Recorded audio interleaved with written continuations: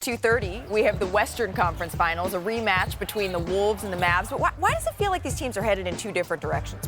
Because they are. We know who the Dallas Mavericks are. They're a legit title contender. They check all the boxes. Who are the Minnesota Timberwolves? They have been a team that has had a lot of highs and a lot of lows. And we're looking at Anthony Edwards to take that leap. The only way he could take that leap is by having the correct personnel around. Well, the Mavs, they've been one of the best teams in basketball since November 16th. All right, then at 5 o'clock, we have a little measuring stick game, right? The defending Celtics, the champs, they host the team that many thought won the summer, the 76ers. Can Joel Embiid, PG, and Maxey still prove they can be a force in April, Stephen A? Well, how the hell can they prove whether or not they're going? How can we answer that question when we don't even see them playing with each other? I mean, Nick Nurse was just cheerful the other day because he had them on the court, and then Embiid got ejected.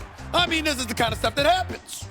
Well, then, at 8 o'clock, we have the next chapter in the game's greatest rivalry. We have Steph Curry and LeBron James. Big Perk, is there a better gift than two all-time greats facing off here? Absolutely not. We're talking about two all-time greats, top 5 in my opinion, in LeBron James and Steph Curry.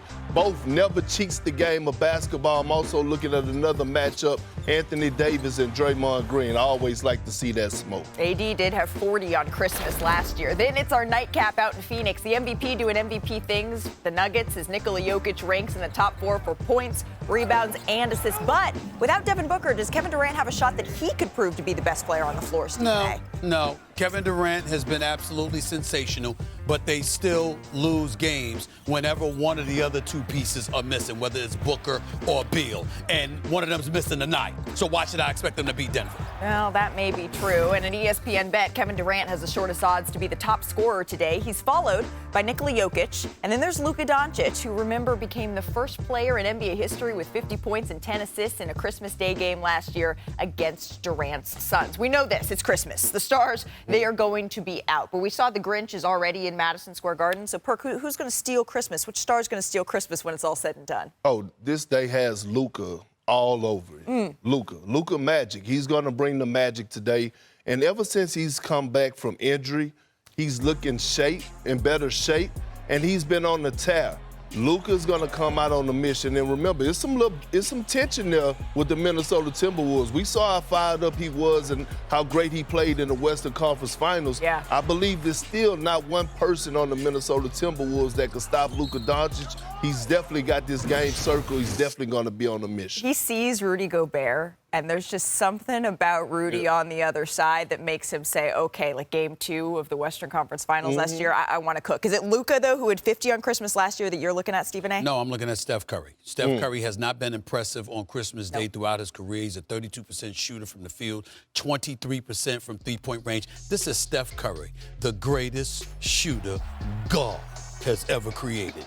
This is the antithesis of who he normally is.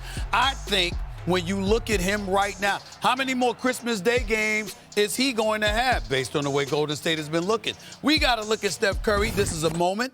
I think he captures it. I think he shows up tonight and shows out. LeBron is 2-2 on Christmas Day games against Golden State. I think it'll be 2-3 after the night. It could be wrong because who's going to show up with Steph? But I think Steph is going to show up and play lights out tonight. Well, you're absolutely right, because of any day that he has played at least 5 games on, this is the day that he has scored the fewest points. That is just un-Steph Curry-like. We saw him have a 2-point game the other week. We expect him to sort of bounce back from that. But what about Anthony Davis? He quietly, I know we all talk about Luka's 50. He had 40 on Christmas Day last year. Who's going to guard him on Golden State?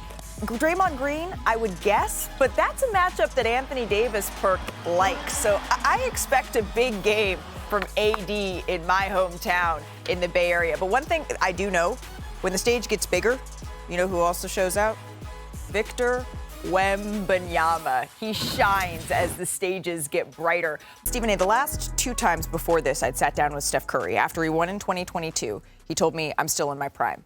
After he was facing the Sacramento Kings in the play-in tournament, he said, I'm still in my prime. This is the first time to me he said, you know what, I acknowledge that I'm not anymore, and I need some help. You heard him say, we're trying to figure out how to maximize the end of my career. So since they're trying to figure out, let's do it. How do you think they can? Well, first of all, they got to go out and get him some help. There's no doubt about that. He's 36. He's approaching 37. And unlike LeBron James, who's about 250, 260, whenever he wants to be at that weight that can push people around and what have you, slow the game down or whatever, You're Steph Curry. Your game is predicated on your movement without the ball, not just your great marksmanship. That level of conditioning that it requires for him to move without the basketball, that's a reason why. Look at over the last 5 years, y'all. 32 points a game, 25.5, 29.4. Last season, 26.4. Now it's down to 21.8. There's a precipitous drop-off, but he's still shooting 40% from three-point range. What's going on here? You can't, the movement without the ball, the conditioning that's required of him. Yeah, he needs some help to take some of the pressure off of him so he doesn't have to do so much in order to achieve so much. That's what you have to do for a guy that's getting up there in age. He's recognizing his own mortality, and that's what this is about. In the words of boss man D-Lo, Steph don't want no puppy. He want a big dog. You got to go out there and get a big dog. You got to go out there and get a guy that's going to move the needle. You know who's going to move the needle for the Golden State Warriors? A guy that was the #1 pick that's down there in New Orleans, baby, Zion Williamson. You go and you get Zion Williamson. Listen, it's low risk for high reward.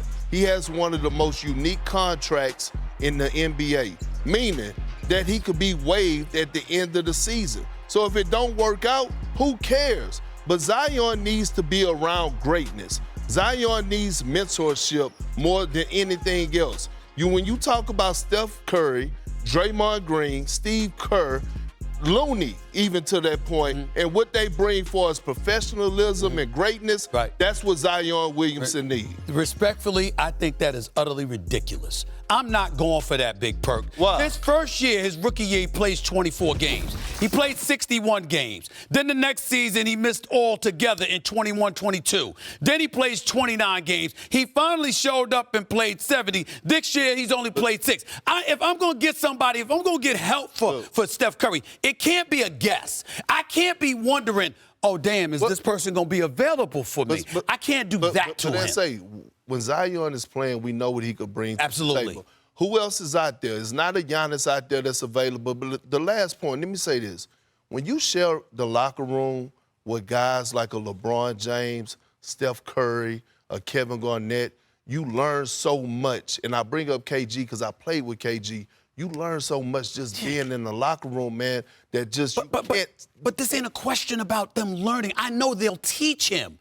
The point is, they can't make him get out there and play. And then you brought up guys that they've had plenty of teammates that ain't show up to work. Couldn't the argument this dude's a professional at that, too. That they don't have to trade as much for him because his trade value might not be where it was at one point? And that's why I'm not holding my breath on a Zion Williamson trade. They need to see him play out the season. He's on the cusp of a return here, possibly around the New Year's. Okay. They need him back in the lineup in New Orleans, and they need to see what they have. But for the Warriors, of course, they are very much in that hunt for a superstar player. We saw in the summer they went after Lauri Markkanen, went after Paul George. They want to go get that next star. They've looked at it internally. Is it a guy like Brandon Podziemski that'll develop? Is it a Jonathan Kuminga that'll develop? And not sure if those signs have been there or that they trust those signs. That's why I think they'll continue to be aggressive. Kuminga needs to be more consistent, no doubt about that. Let me say this about Zion, because I was critical last year. I'm not being critical here. This is not a situation where you're fat and you're out of shape. I'm not accusing him of any of that. I know he worked on his body. I know he got in shape, and I'm proud of him for that. Please don't get me wrong. But your lack of availability is still a conspicuous issue when it comes to Zion Williamson. And for me, if I'm looking at a guy like Steph Curry, who's extended beyond his prime, but is still a superstar in this league, that believes he can help a team win a championship, if I'm going to go get somebody, I'm going to get somebody that I know is going to be on the court for me. But answer this. What vets or what greats have Zion been around to learn from? I think Steven's point is that Zion has only played in 45% of the Pelicans games. And you really need to learn from professionals to know that you getting paid, so you should be out on the court as much as you possibly can. Yes, that's what you need to do. Come on, that's ridiculous, man. I think that's ridiculous. No, you got to know that. He got to know they don't need no professionals telling him you got to show up to work. Now he got hamstring injuries. I think a big upper body. Got to take care of his legs better. Yeah, you got to take care. It's legitimate injuries. You got to take care.